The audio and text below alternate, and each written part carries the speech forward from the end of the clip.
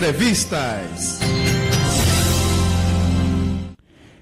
Grande amigo, parceiro, um grande ativista social, principalmente nas causas da pessoa com deficiência, que eu sempre digo que ele faz em silêncio. É uma alegria grande receber o nosso querido Gustavo Tavares Dantas, pedagogo e que tem formação em educação inclusiva, educação especial, com foco na educação inclusiva, que a gente sabe que esse termo é bem interessante, porque a educação vai ficando para trás da especial e a inclusiva vai ganhando espaço, né? Mas quero dizer da minha alegria de estar recebendo hoje esse grande da história das nossas corridas por aí, professor brailista, ex-professor brailista do Instituto de Cegos, pedagogo, licenciado em pedagogia e que tem um trabalho muito bom. Gustavo, muito obrigado por estar conosco aqui e dizer da minha alegria de reencontrá-lo aqui nos estúdios da Rádio Folha. Poderia ter sido em qualquer outro lugar, mas aqui para mim é muito emblemático. Eu vou dizer porquê daqui a pouco. Sabe, eu lhe agradeço o convite. Fugi algumas vezes, né? Muitas vezes você já me convidou, e aí a gente vai, a gente marca, a gente qualquer hora dessa se encontra, mas aí eu sempre dava um jeitinho de sair pela tangente. Para mim é muito simbólico. Primeiro, eu quero lhe fazer 2 agradecimentos bem pontuais aqui. O primeiro é que você nos deu a oportunidade de, numa campanha que foi feita quando esse programa saiu do ar em janeiro de 2024, e você, o Silvio Leal e a Alzeni encabeçaram uma campanha chamada Clube da Cidadania, e a primeira pessoa que aderiu à campanha, além dos que encabeçaram o Silvio e a Alzeni, foi você. Então você disse sim para que esse programa não saísse do ar, quando você foi a primeira pessoa a estar ali. O outro agradecimento, e você sabe que eu sou verdadeiro, eu faria isso no microfone, já fiz isso em vários lugares, em palestra que eu faço. O outro foi quando eu ousei usar o computador, e naquela época o computador não era como hoje, com tanta coisa que nós temos no WhatsApp, em todos os computadores, era apenas o DOSVox, e eu penava para alguém me ensinar o DOSVox, e você nem lembra disso, mas você foi a pessoa que me orientou e que me fez me interessar a usar o computador. Por isso que hoje eu estou aqui, talvez, fazendo um programa. Então eu queria registrar esses 2 momentos, dizer da minha alegria de ter pessoas que fazem tanto e não querem quase nada de holofote. Falando de holofote, você é também especialista em psicopedagogia institucional, você tem várias formações. Mas o que é que você faz? Já começando a falar do homem, Gustavo, que você mais gosta, amigo? Bem, além de ser o esposo da Kátia, né? Minha esposa Kátia está aqui. Esse item ninguém vai colocar em dúvida aqui, né? Essa pergunta é muito interessante, porque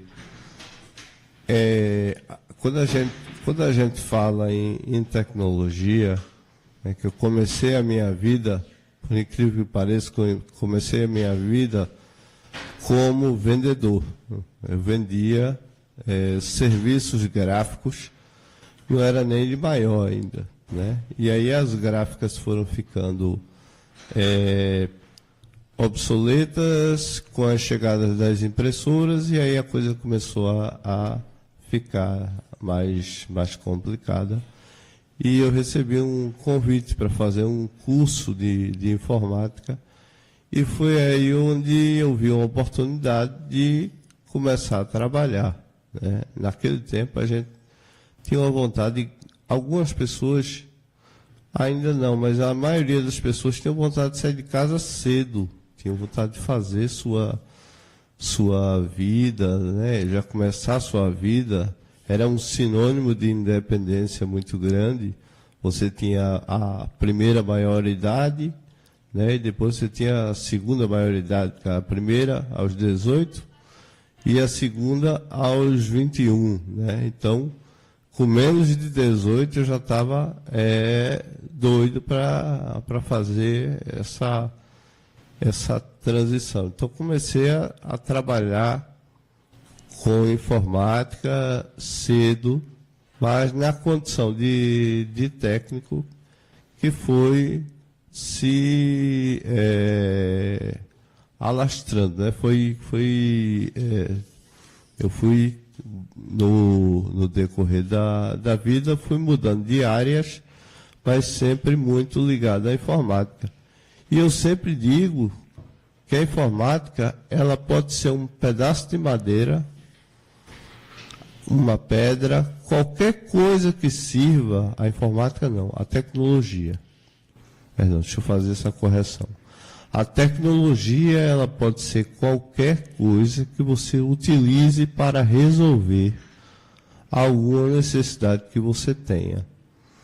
Então, para a informação naquele tempo, o computador, ele era, nesse sentido, mais rápido do que as antigas máquinas Olivetti, né, aquelas máquinas de escrever, e nos dava a condição de, além de estar digitando ali, que a gente trocou o termo, né, datilografando por digitando, a gente tinha um retorno sonoro daquilo que estava aparecendo na tela, e a gente ainda podia, antes de mais nada, corrigir e fazer as coisas acontecerem. Então, foi isso que foi me motivando. E aí, se eu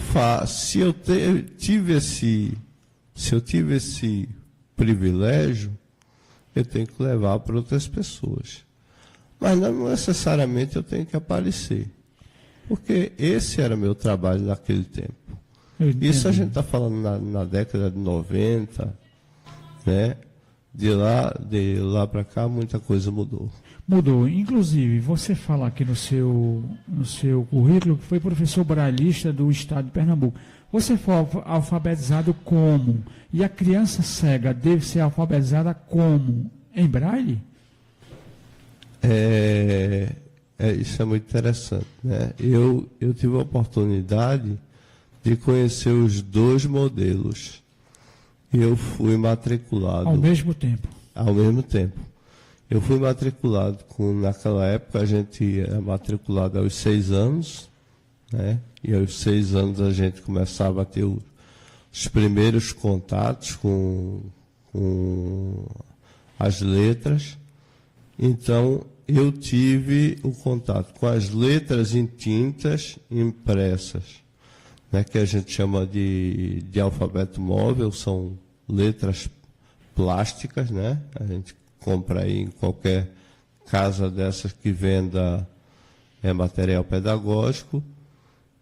Eu fui alfabetizado com essas letras e logo em seguida eu fui alfabetizado com braille, porque aquilo ali escrevia pequenas palavras, pequenas coisas, mas quando se passava para as frases, os textos de fato, aí se tornava inviável.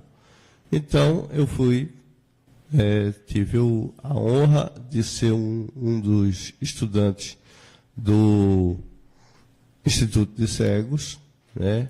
Tive excelentes professoras lá, professora Severina, professora Amélia. Está ouvindo a gente. Tá, né? A Amélia está não, porque a Amélia é meia distante do Resgatando a Sabedoria. A Severina está ouvindo. Não perde um programa, Severina. Eu tenho um carinho muito especial com ela. Faz muito tempo que eu não falo com ela, mas tenho um carinho muito especial, porque ela me ensinou muito. Ela, professor Reginaldo, e muita gente boa ali no Instituto eu passei ali cerca de 2 anos. Depois nós fomos para o período de integração. Então, o Braille, nesse momento na minha vida, até porque nessa época não existia computadores pessoais, né, como a gente chama de PC, né, computador pessoal, chamava, né? É aquele que ficava na mesa, grandão, né? É o grandão. Pesava 600 quilos. Rapaz, era um negócio... Cara... Você tinha que ter quase uma sala dessa. Às vezes dava um choque na mão da gente, a gente ia tocar naquela caixinha que falava o Dosvoca e dava um choque. Era. E aí eu fui, né? Olha só um pouquinho para a tua direita aí, que tem um cara tirando uma foto tua aí. Vira só o rosto um pouquinho para a tua direita. Mas pode continuar falando. Tá. Mas então, fiquei um pouco fora do você microfone. usava o PC naquela época? Isso. Certo. Usava o PC naquela época e naquela época eu fiz amizade através de correio eletrônico com um gaúcho que me apresentou um leitor de telas que lia as telas do computador. No caso, na época, era o sistema DOS, que foi depois substituído pelo sistema Windows, né? Então, ele mandou para mim esse leitor de tela chamado TinyTalk. Meu Deus, isso é uma memória isso é praticamente um museu tecnológico. E onde acha isso para conhecer? Eu acho que hoje em dia é muito complexo a gente fazer o TinyTalk rodar, mas pode-se tentar, né? Ele tinha uma voz em inglês e a gente se acostumava a usar aquela voz em inglês. Depois do TinyTalk, aí começou o Windows, né? Porque os comandos do DOS eram todos baseados em digitação e Enter. Eu quero criar uma pasta, então eu dou lá um MD, espaço, nome da pasta, Enter. Então ele só tinha uma tela com o sinal de maior que e não tinha mais nada. Então, entramos em desespero quando começou o primeiro Windows, tudo com janela, tudo com... e aí, como é que a gente vai conseguir agora usar, né, sistemas baseados em janela, em ícones, em coisas assim. Certo. Ô Gustavo, mas vem cá, quando você, Gustavo, aprendeu o Braille, qual foi a sensação? Porque você em tinta não ia fazer textos grandes. A máquina para escrever não era uma coisa que se tinha acesso muito fácil, muito embora isso já era nos anos 80, mas o Braille dá essa mobilidade para o aprendizado na sala de aula? Sávio, na época, que era uma época muito, muito remota, o Braille, ele, para mim, nunca vai deixar de ser um instrumento maravilhoso, um método de escrita que eu digo que você consegue ler até dentro de uma bolsa, um saco plástico, alguma coisa assim, você está lendo Braille, né? E que foi o objetivo dele, sempre foi esse, né? Mesmo que o inimigo pegasse, né? O Braille, os primórdios dele nasceu um instrumento de comunicação entre soldados, né? Então ele é funcional no claro, ele é funcional no escuro, né? Mas nessa época ele nos deixava um pouco ilhado. Por quê? As pessoas que sabiam Braille só eram as pessoas cegas. Então, eu como tinha contato, eu estudava de manhã no Instituto de Cegos, e à tarde eu voltava para casa e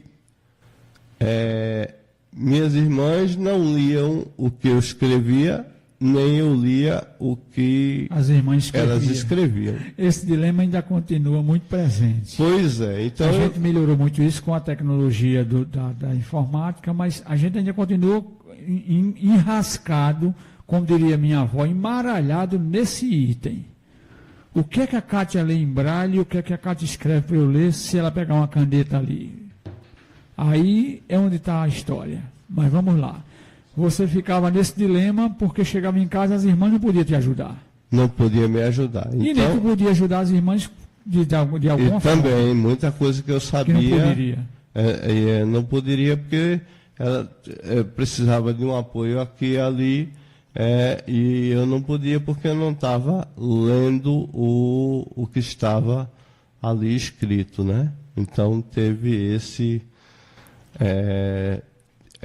quando tem gente que fica brava, porque eu disse que o braille ilhava as pessoas naquela época, mas era mais ou menos isso mesmo que acontecia, porque já pensou você chegar e dizer assim, olha, aqui nesse papel tem todas as senhas, tudo que é isso. Se a pessoa ficar olhando para o papel... Eu vou fazer o roteiro do programa para a Adiel no próximo programa em braille. Ele agora é um advogado. Pronto, olha aí. Advogado é o todo-poderoso do picolé. Então você não sabe porque ele não quer, né? Porque naquela época não sabia porque não tinha condições. Agora não sabe porque não quer, porque tudo está aí na tecnologia disposto para você aprender. Então, a partir de sábado, com Anderson, roteiro em braille. Eu estou aqui no Resgatando a Cidadania. Mas se Adiel se arretar e chegar aqui falando em Libras? E aí? E agora? E agora, Adiel falando em Libras? Como é que a gente fica, né? Que é uma questão de além de assim, né? O pessoal, não, mas digita no celular. Não, minha gente, é outra língua, né? Existe a perspectiva própria, o funcionamento próprio dessa língua. Então, assim, às vezes, um sinal é o equivalente a uma frase. É uma coisa, assim, impressionante. E a velocidade com que a interpretação é feita, a comunicação é feita. Então, diferente do braille, né? Muita gente chama braille de língua, faz uma confusão grande. O braille, na verdade, é um código de escrita que a gente pode dizer que é o seguinte, é a mudança, do mesmo jeito que nós temos a letra bastão, a letra cursiva, nós temos o braille, que nada mais é a representação das mesmas letras, de maneira que a pessoa cega possa ler, escrever, né, e ser entendida por aqueles que se apropriaram do código, que é fácil. Essa história de que o braille é difícil, não, isso já caiu por terra há muito tempo.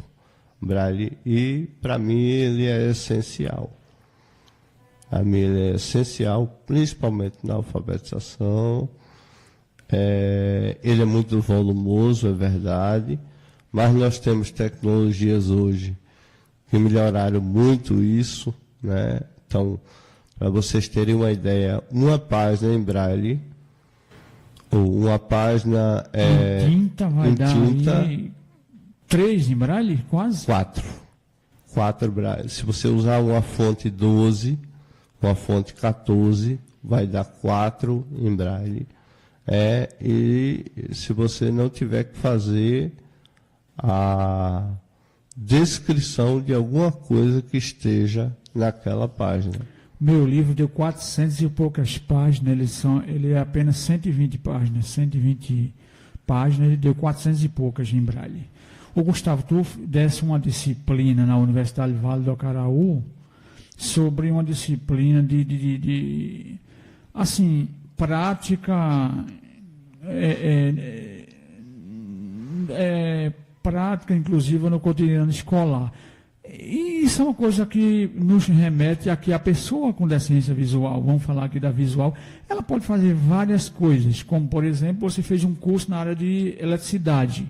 Você hoje é uma pessoa que, falando comigo, estava explicando sobre a questão da fotografia, né? Que ela hoje passava pela máquina, ela hoje passa por dispositivos no celular e coisa. Então, é possível a gente avançar com muita coisa, mas eu acho que a gente precisa mudar um pouco a cabeça de quem ensina, no sentido de que as instituições, às vezes, pensam que nós, pessoas cegas, vamos ser eternamente telefonista, que não tem mais radiologista, que não tem mais a câmara escura, professor, radialista, se outra rádio fora a Folha deixar alguém apresentar um programa, e por aí vai.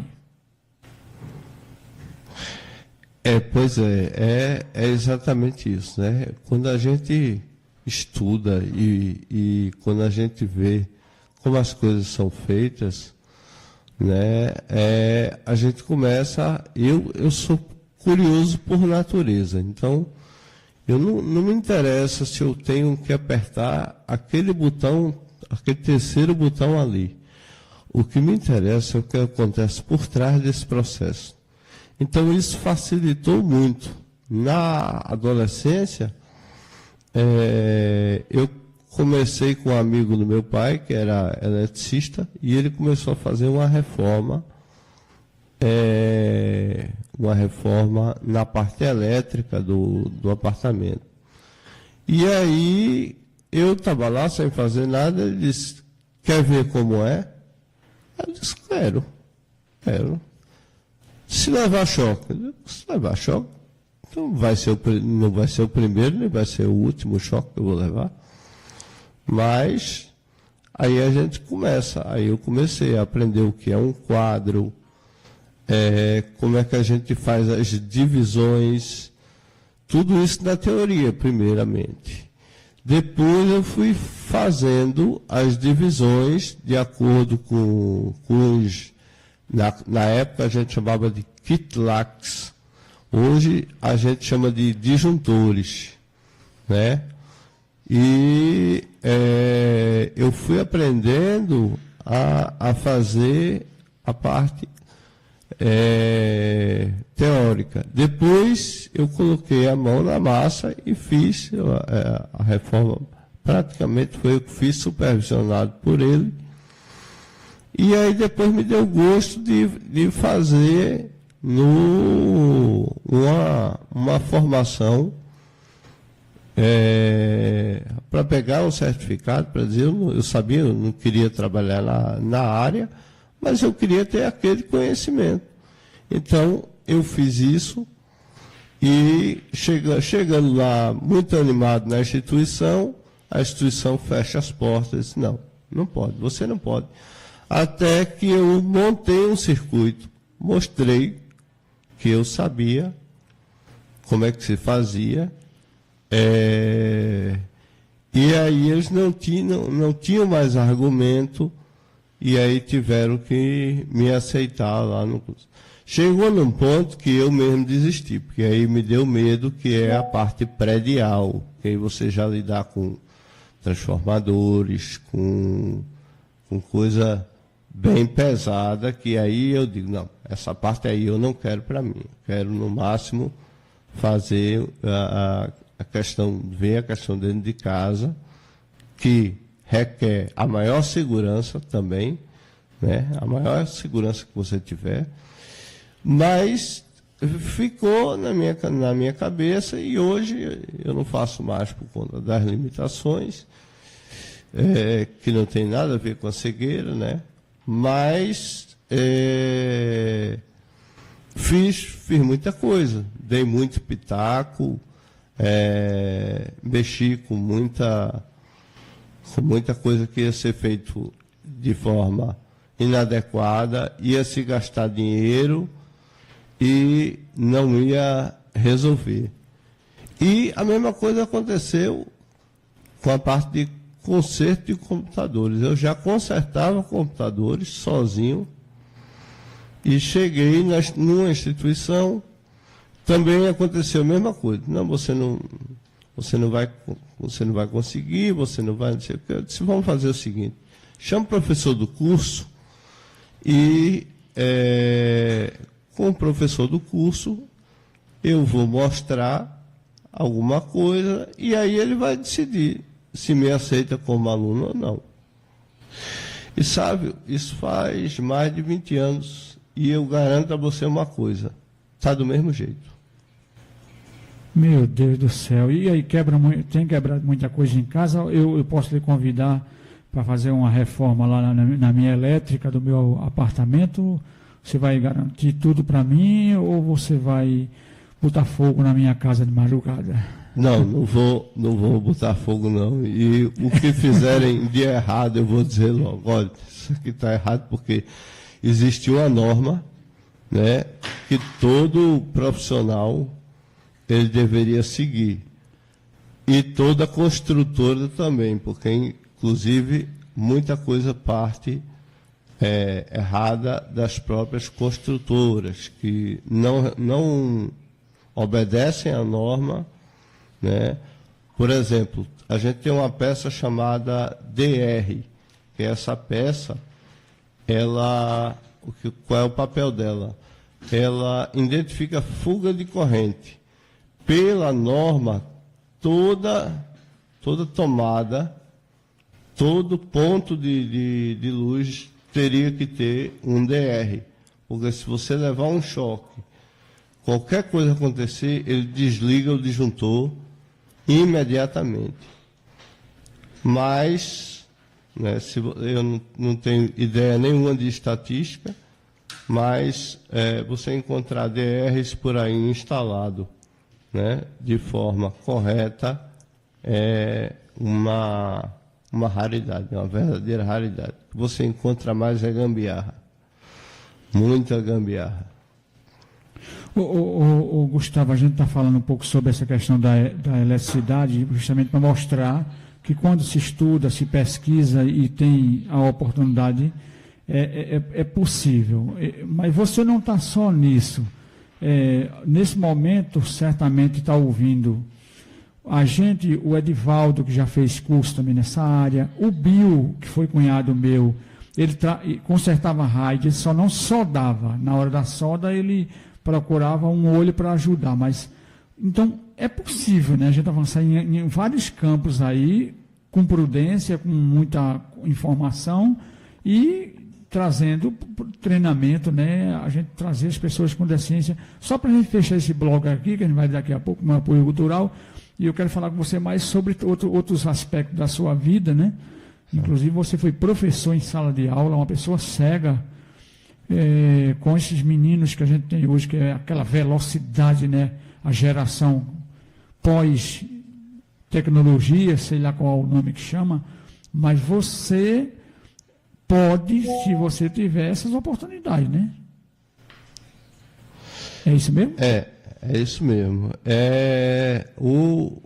A gente tem muitas pessoas no Brasil que trabalham com a parte de eletrônica, eletrotécnica, né? E esses aí eu conheço de perto. Edivaldo, inclusive, foi uma grande inspiração para mim.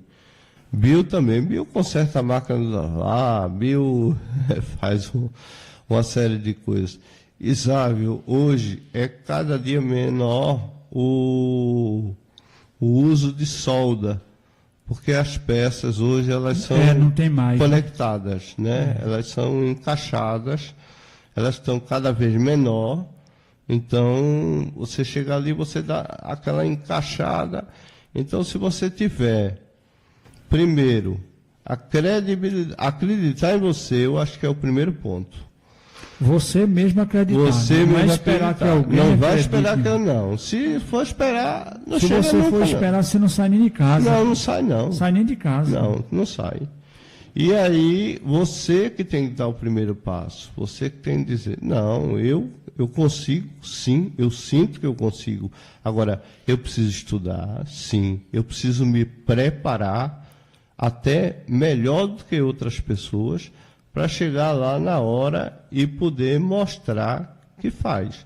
É lógico que tem coisas que a gente não vai, né, fazer. Você está falando comigo, Gustavo, e eu estou aqui anotando o telefone, o nome e o telefone das pessoas que estão ligando para a audiência premiada. Eu estou ouvindo ali, se a Adiel se mexer na cadeira, eu estou ouvindo, se alguém abrir a porta, a Cátia está ali fazendo um trilhão de fotos. E eu estou aqui anotando e estou aqui também conferindo o WhatsApp. O Magno Dias está dizendo: parabéns pela entrevista, Sávio. O Gustavo é um homem bem preparado e breve, está falando inglês fluentemente. Estou ouvindo aqui de Igaraçu, audiência garantida na cidade. Ô, Magno, eu li tudo mesmo, Magno? Eu inventei, claro que eu li tudinho. Um abraço para o Magno, ouvindo a gente. Vai fazer o curso de inglês? Vai fazer o curso de inglês com ele? Vai? Vou. Dessa vez não vou protelar mais não. Vamos correr atrás. Ô, Gustavo, a gente vai para um apoio cultural. O Adiel já levantou o dedo ali e é hora de tomar uma água, mas eu queria que você me fizesse um grande favor. Me diga aí um número deixa eu ver aqui, de 1 a 17, que foram 17 pessoas que mandaram o WhatsApp para a gente ver quem é que a gente vai ligar para a audiência premiada, e se ele responder ou ela responder, vai ganhar o prêmio que está acumulado em 400 pau. Mas se o dia de amanhã para o almoço de Páscoa com 400 no bolso, é bom demais. No bolso não, agora vai pela internet, não vai no bolso não. Rapaz, qual o número que você diria para mim aí? 14. 14? 14. Vamos lá, 15... João Marcos, ele já participou com a gente aqui em outro momento, acho que uma vez, e não acertou. Então, João Marcos, prepara o teu acervo sobre rádio Domingo Sávio, sobre livro, sobre história de Adiel, de Gustavo, que lá vai pergunta. Eu vou para um apoio cultural, Gustavo. Quando eu voltar, eu volto já com o João Marcos na linha para ver se ele vai ganhar esses 400 contos. Se tu tá doidinho para responder, né, Gustavo? Doidinho para responder, né? Mas vai ser João Marcos mesmo. Adel, tá contigo, a gente volta daqui a 2 minutos conversando aqui com o Gustavo, pedagogo, especialista em educação inclusiva, o homem que desafia o que está por trás dos botões. A curiosidade é o que fez um moio de ferro com um bocado de mala, um bocado de gente, um tanque cheio de combustível voar o avião. Se não tivesse um curioso para ver se isso era possível, estávamos andando de jumento. Tá contigo, Adiel? Programa Resgatando a Cidadania. Comunicando, Domingos Sávio. Informação e música de qualidade. Folha FM. Sabe, dá valor. Moçada do programa Resgatando a Cidadania, eu sou Zé Orlando, cantor da banda Pedra Rara, e venho aqui de coração desejar-lhes prosperidade, paz, harmonia e saúde, e que Deus continue iluminando e abençoando a todos vocês.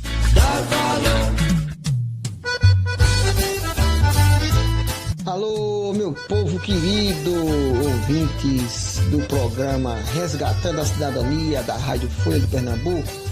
Aqui fala o cantor Muniz do Arrastapé. Quero desejar a todos que Deus dê a vocês tudo que vocês merecem, com paz, saúde, sabedoria e felicidade. Um beijo no coração. Não vejo o mundo como você vê, mas sou capaz de enxergar com o coração. Se Deus me deu outros sentidos, vejo tudo. O sentimento é minha maior visão. Minha intuição é meu olhar, linha que desenha meu destino. Alô, Domingo Sávio, quem está falando aqui é Nando Cordel. Eu queria desejar para você e para todos que escutam o seu programa muitas felicidades, cheio de alegria, cheio de paz, sem esquecer que vale a pena amar, vale a pena fazer o bem. Só assim a gente muda esse planeta maravilhoso e esses corações. Muita luz para todos.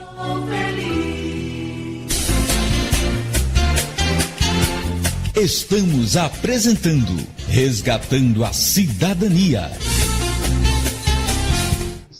13h32, 13h32, o Simprotindep, Sindicato de Radiologia de Pernambuco, deseja para você e família uma feliz Páscoa. Esperamos que você tenha passado um ótimo feriado da Sexta-feira da Paixão e desejamos para você uma feliz Páscoa. Simprotindep, o sindicato da categoria da Radiologia de Pernambuco. Sindicato forte é o sindicato que o seu associado está junto, né, Gustavo? Está lá participando, lá questionando, mostrando soluções. olhando o que tem por trás do pitoco. Isso é o que nós precisamos para a categoria ser ainda mais forte. Ligue 3031 1229. Vamos falar com o nosso João Marcos. Alô, João Marcos, boa tarde. Alô, João Marcos? Sua voz está um pouco longe. Tá ouvindo? Você está me ouvindo bem? Pode ir um pouquinho mais próximo? Tá, tire do Viva Voz que você me escuta, porque está no Viva Voz. Tudo bem com você? Tá bom. Tá certo.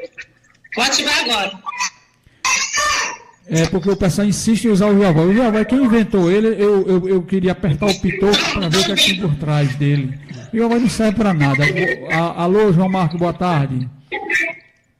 Tô ouvindo. Ô, João Marcos, eu quero que você me responda o seguinte. Eu trabalhei numa rádio em Cubatão, na cidade de Cubatão, onde eu apresentava o Resgatando a Cidadania às 10 horas da manhã, ou melhor, das 8 às 10 da manhã, e eu queria que você me dissesse como é o nome da rádio.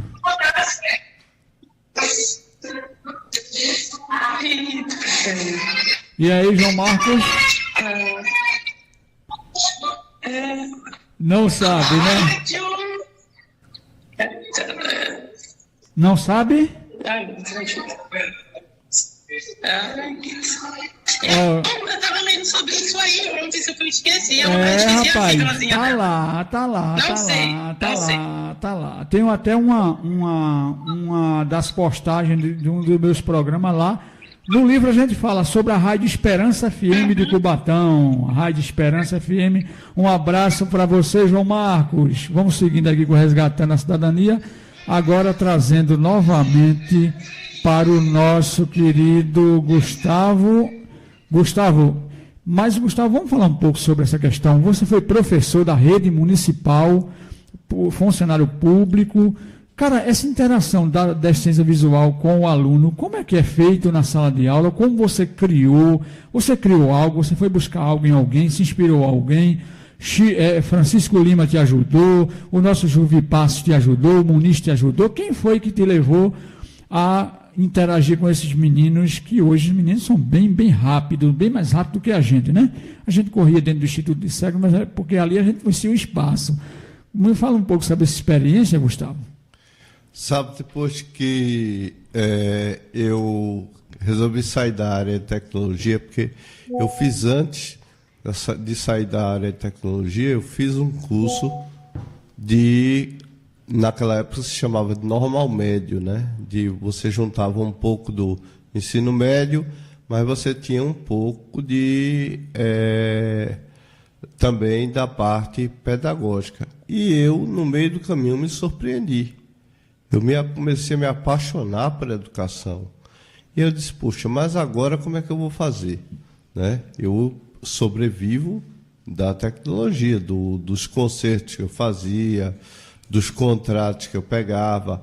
A maioria das impressoras Braille, quem configurou, quem instalou, quem correu esse estado todo, foi eu. Eu e as pessoas que foram aprendendo junto comigo para a gente dar o suporte, porque o governo mandava os equipamentos, mas a gente tinha que literalmente se virar para botar para funcionar. Então, eu fui uma das pessoas que começou a fazer esse tipo de trabalho, né? Mas aí eu já decidi que não queria mais aquilo, só aquilo. Eu queria viver de educação. E como viver de educação era bem complicado. Então, fui fazer faculdade, fiz pedagogia.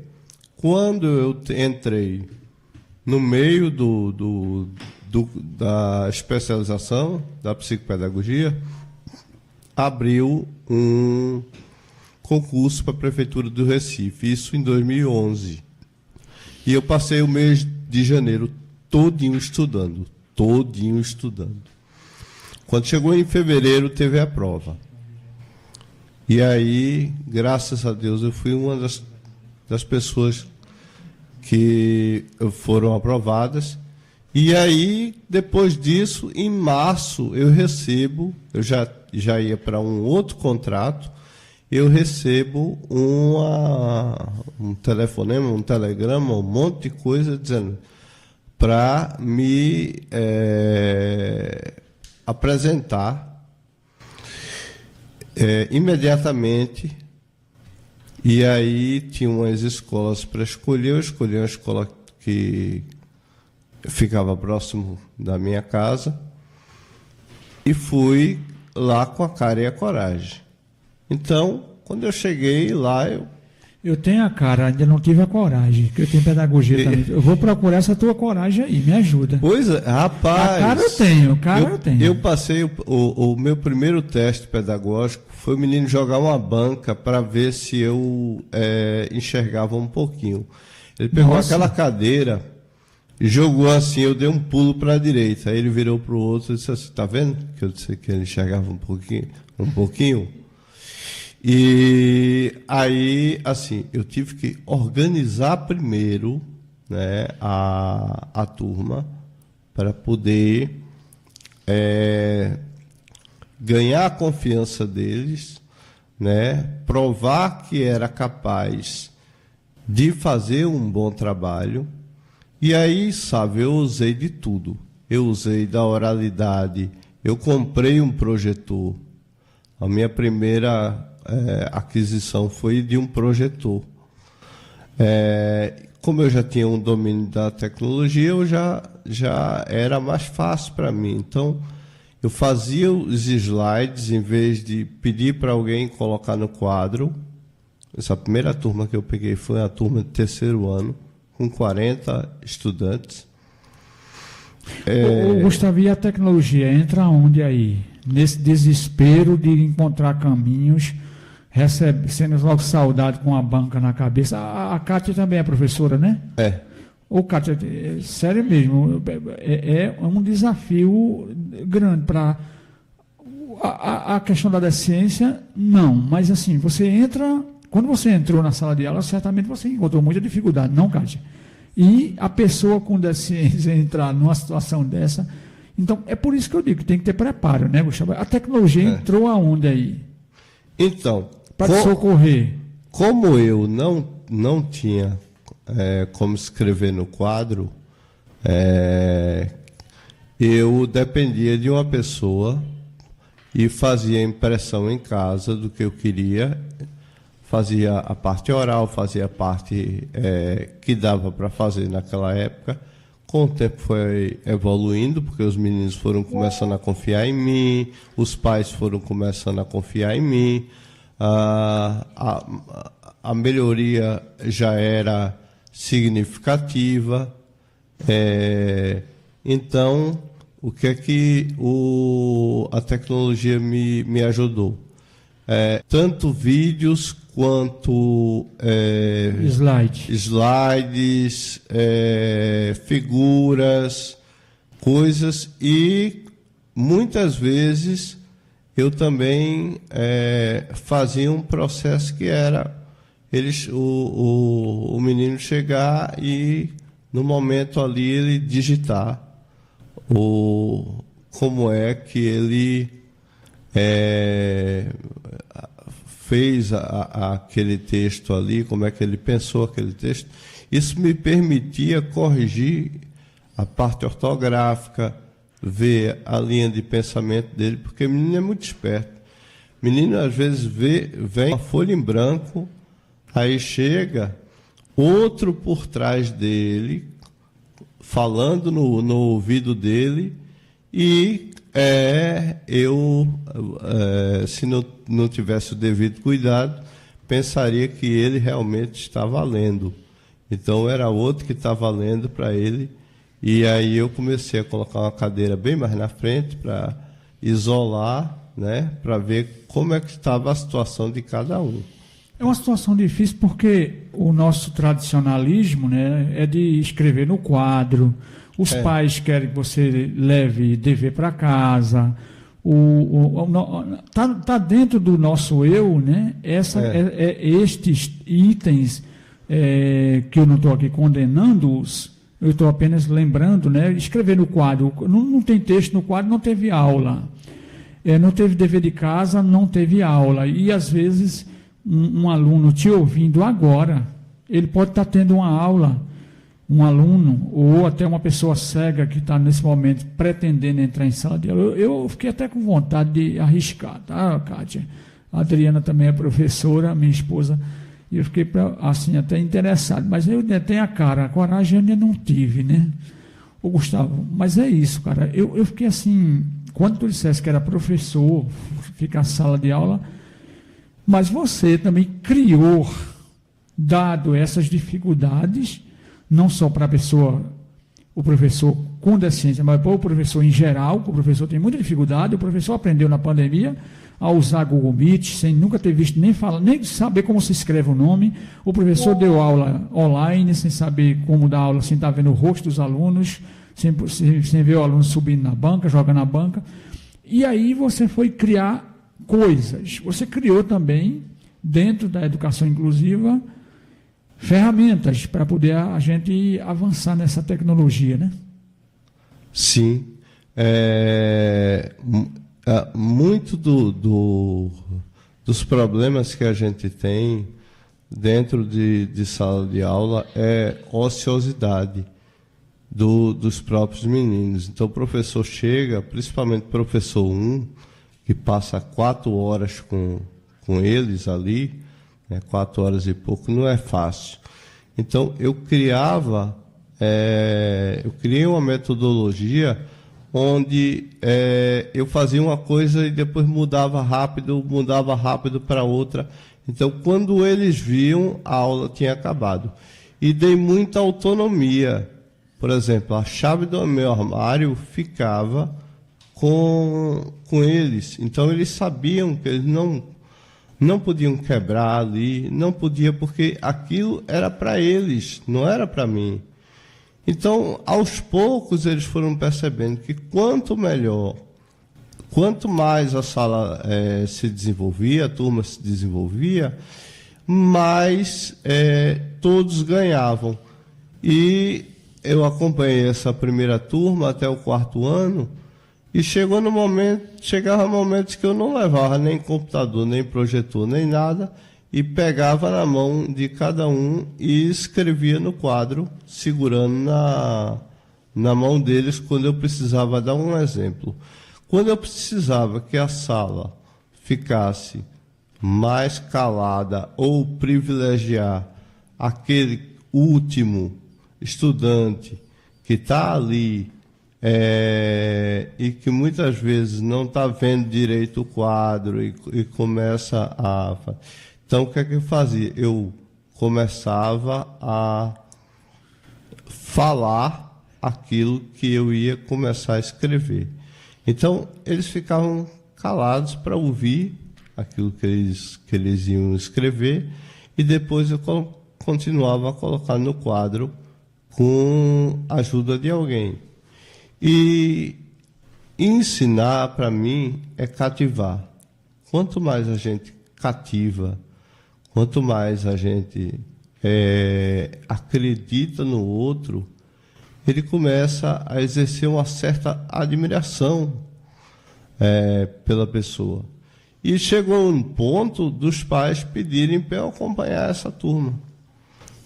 Então, aqueles pais que estavam muito receosos no começo, eles simplesmente se juntaram e chegaram para a direção e disse: olha, a gente gostaria que o professor continuasse acompanhando os nossos filhos, porque está dando muito certo. Foi tudo uma maravilha, foi tudo um conto de fadas? Não. Peguei a bolsa 3 vezes para pedir exoneração. E fui segurado por gestoras: tome um cafezinho, se acalme, porque... Isso aí tudo, né? Tudo a gente tem um momento de dar uma carreira, né? A fuga que o Magno fala na psicanálise, é a fuga, né? Tem hora que a gente quer fugar, dar uma fugida. E hoje, você está onde? Em que que lugar da educação? Bem, Estou te perguntando assim que o tempo está correndo. Quando chegou em 2016, eu já fazia o trabalho como eu já tinha a experiência do Estado de trabalhar com as impressoras, com a tecnologia assistiva no Estado, eu fui indicado para fazer isso na prefeitura também. E chegou num ponto que não dava mais ficar num horário só. Então, eu recebi o convite para fazer o meu horário cheio, né, que são manhã e tarde, fazer esse trabalho de pesquisa, acompanhamento e ver o que é melhor, ver o que a gente pode proporcionar ao estudante, e aí não se restringia mais ao estudante cego, eu já tinha uma visão muito mais ampla de inclusão, né? Então, vamos trabalhar com pranchas de comunicação, vamos trabalhar com uma série de outras coisas, e eu comecei a me envolver nesse período. Quando estourou a pandemia,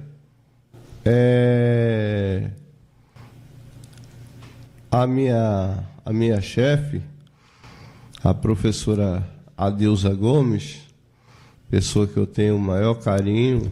Está me devendo uma visita aqui. Pois é. Faz tempo que ela me deu. Ela vive fugindo. Povo medroso. Até o prefeito está me devendo uma visita. Tá também, no segundo né? mandato ainda não veio aqui. Veio quando era deputado, mas até agora não veio, não. Não veio. Mas aí ela foi transferida para o Centro Administrativo Pedagógico, né? E virou gerente de educação especial, né? Da gerência de educação especial. E aí ela disse, olha, quem quiser ir comigo, vai, porque uma do que eu solicitei lá na hora de aceitar foi que quem da minha equipe quisesse ir junto, iria. Então eu fui uma das pessoas que fui com ela, né? E hoje tento fazer, né, um trabalho muito mais abrangente do que o que a gente fazia lá no Núcleo de Tecnologia e Pesquisa, né? Nós gravamos, muitos vídeos no período de pandemia. Muitos vídeos. Muita coisa, muito material maravilhoso. Teve adequações, e foi um dos períodos mais difíceis, porque você não podia ir na casa do estudante, você não podia ter contato com o estudante. Todo o seu contato ele tinha que ser à distância. Então, não foi fácil, porque tinham professores que não gostam de tecnologia, tem outros que não aceitam tecnologia, e a gente preparava o material, disponibilizava o material, mas muitas vezes a pessoa não fazia o uso desse material, e o estudante também. Então, assim, você não tinha como dizer assim, você vai obrigar a pessoa a fazer aquilo. Foi um verdadeiro desafio. Mas a gente conseguiu fazer muita coisa também que enriqueceu demais e acelerou também a utilização da tecnologia nas salas de aula, depois que o lockdown acabou, e a gente começou a voltar ao normal, ao novo normal, né? Depois daquilo, muita coisa. E aí teve prejuízos, mas também tiveram ganhos, tiveram muitos ganhos também. Pois é, nem tudo é ruim, né? A pandemia acabou nos instigando à tecnologia, nos instigando a a usar mais os recursos da tecnologia para compra à distância, muita coisa. Eu acho que a pandemia ela continua na cabeça das pessoas, mas essa aí só cada um que pode resolver. Ô Gustavo, nós temos 5 minutos para você pontuar alguma coisa que você queira, se você quiser falar alguma coisa pessoal sua, algum agradecimento que você queira fazer, você sabe que o espaço aqui é liberado, o espaço aqui é para a gente fazer o que for de melhor, fique bem à vontade. Quero abraçar aqui a Kátia, sua esposa está aqui com você, e dizer que eu tenho um respeito, tenho um carinho muito grande por você, e diante do momento que a gente passou nos últimos dias com você, eu ainda mais me aproximei, aprendi ainda mais a gostar e respeitar você, e quero deixar aqui os 5 minutinhos para você fazer suas considerações, não as finais, mas por hoje, né? Você vai voltar muitas vezes aqui. Bom, primeiro eu gostaria de agradecer a Deus. Eu procurei focar, né, mediante a sua mediação. Eita, ficou até redundante isso aí. Mas quem não redunda? Mas não é. Quem não faz uma redundância, hein? Não faz uma redundância. Eu procurei focar nas coisas boas, né? Mas eu primeiro agradeço a Deus estar vivo. Eu achava que o ano passado eu iria partir em dezembro, né? Para quem não sabe, hoje eu tenho um leiomielsarcoma, que é uma espécie de câncer raro, que está espalhado em diversos pontos do corpo, mas o que mais atingiu foi a boca. Então, eu já estava bolando uma prancha de comunicação para poder falar, porque eu não conseguia falar, eu não conseguia me alimentar.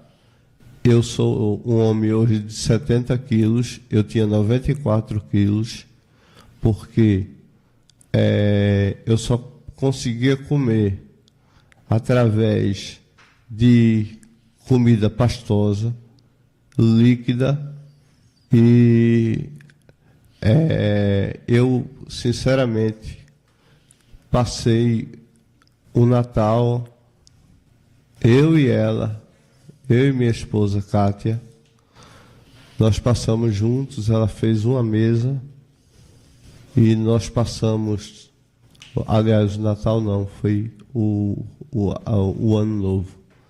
Nós passamos tanto o Natal como o Ano Novo, nós passamos chorando, né, pedindo a Deus uma saída, e graças a Deus.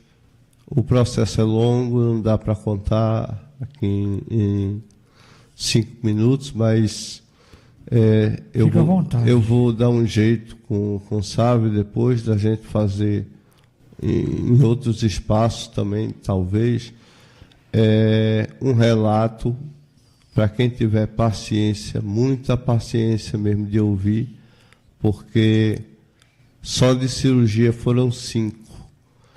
E a radioterapia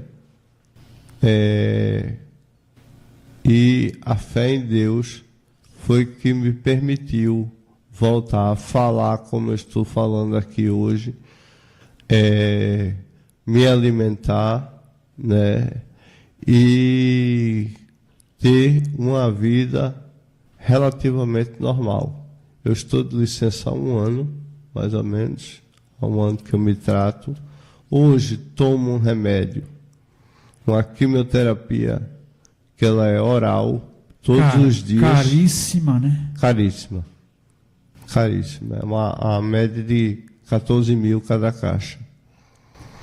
Então, hoje eu tomo essa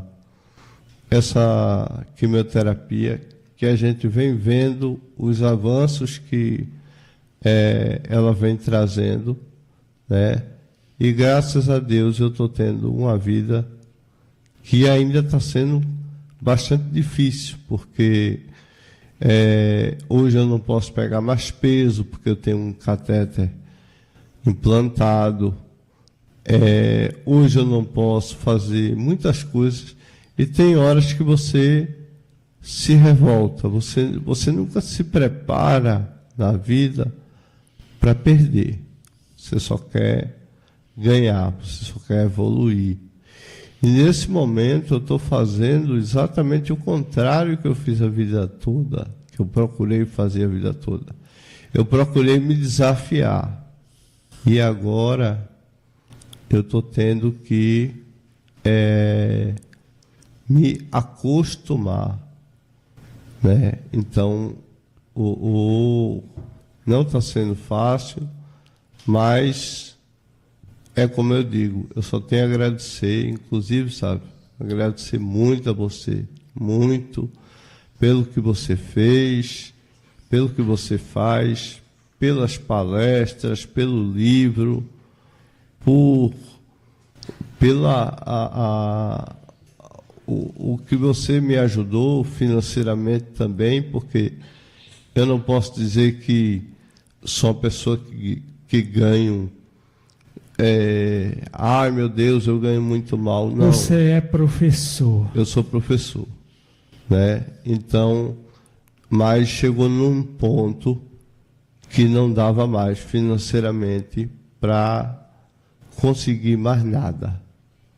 Porque eu paguei muita coisa, quando você pensa no remédio, mas você tem diversas outras despesas que vão entrando no processo, e nesse processo eu já estava, digamos assim, sem recurso para fazer mais nada. Então, agradeço demais, agradeço os amigos, as pessoas que eu nem conheço, a família, né?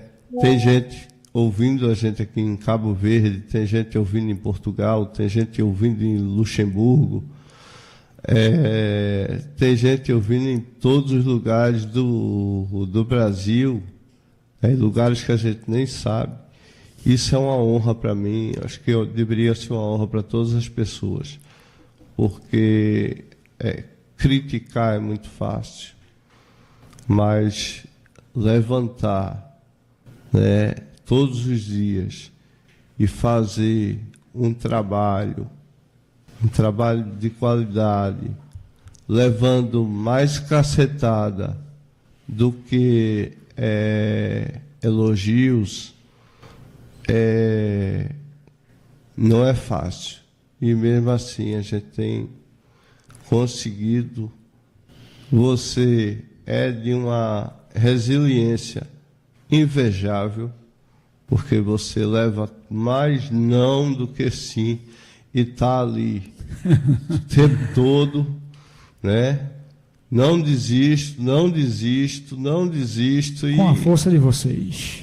E aí é isso também que eu termino agradecendo sinceramente, e foi muito, muito bom estar aqui hoje. Foi muito, muito... Essa é a parte da emoção que a gente... Gustavo, vamos fazer o seguinte, segurar. Vamos tentar um momento para a gente falar sobre esta doença, pedagogicamente, ou seja, para mostrar às pessoas como ela é, como é a vida de uma pessoa acometida, claro, falando da sua saga, esse tempo todinho acometido desta doença. Vamos tentar também um médico que esteja aqui com a gente, também a gente vai fazer deste momento difícil. Ô Kátia, pega só esse telefone para eu ouvir tua voz, para eu saber por que o Gustavo se apaixonou por você.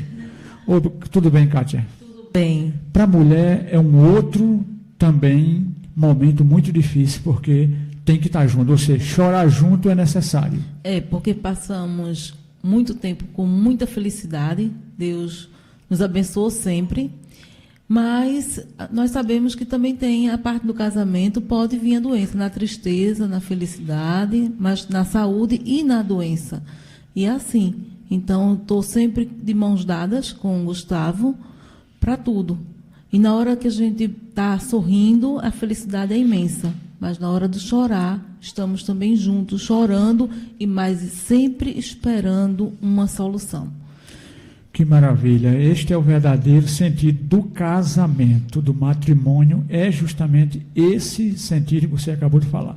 Kátia, eu queria agradecer a você, espero que na próxima a gente possa bater um papo aqui. Gratidão. Também com você e dizer que é uma alegria lhe conhecer. Também, muito feliz por conhecer você, já conheço demais porque Gustavo fala, não é? Bastante e muito bem de você. Então, para mim, é maravilhoso estar aqui. Muito obrigada. Obrigado, Kátia. Gustavo, muito obrigado por você ter tido o desprendimento em pleno feriado, diante da situação que você ainda enfrenta com a doença. Está aqui para mostrar aos nossos ouvintes por que esse programa existe, para quê e para quem ele existe. Gustavo, muito boa tarde. Eu que agradeço, Sávio. Para mim, como eu reitero agora, foi uma honra. E é como você disse, a gente faz, né, outros momentos, traz outras pessoas aqui e foca, né, no que as pessoas quiserem. Enfim, a gente está aqui para colaborar, para contar e Hoje foi a coisa do profissionalismo, né, um pouco da vida pessoal, mas haverá, com certeza, com a concessão de Deus, outros momentos. Maravilha, Gustavo. Eu vou encerrar o programa com a frase do Magno Dias, que ele acabou de mandar aqui no Zap. Essa força de vontade ensina a todos nós. Parabéns, professor, que não é só o professor Gustavo, mas todos nós que estamos aqui dispostos a aprender, ensinando e ensinar aprendendo. Lembrando que a equipe técnica tem a competência de Adiel Alves, a colaboração de Adriana Silva, aos telefones Maria, a gerência da Rádio Folha 96,7, e Maris Rodrigues, rádio parceira, rede de rádio brasileira pela inclusão, o nosso canal no YouTube, Domingos Sávio Radialista, nosso podcast Inclusão e Acessibilidade da Rádio Folha FM 96,7. Hoje é sábado de Aleluia, continuamos ainda em espera pela ressurreição, mas que você possa ressurgir aí no seu coração com o nosso Senhor Jesus Cristo, qualquer que seja a sua religião, ou se nenhuma das religiões você cultua todos os dias, mas que você tenha a maior religião do mundo, aquela que Jesus pregou. As favelas, pelos montes, pelas ruas, ele não foi para nenhuma igreja de ouro nem palácio onde se pousa avião em cima. Ele andou pela rua conversando com as pessoas. Então faça o mesmo, que você está no caminho certo. O resgate da cidadania acontecerá de fato quando as necessidades de muitos sobrepujarem as necessidades de alguns. Está no livro Resgatando a Cidadania, 20 anos de história. Eu volto no próximo sábado, Adiel. Antes que a minha gerente ligue e diga, vai passar do horário.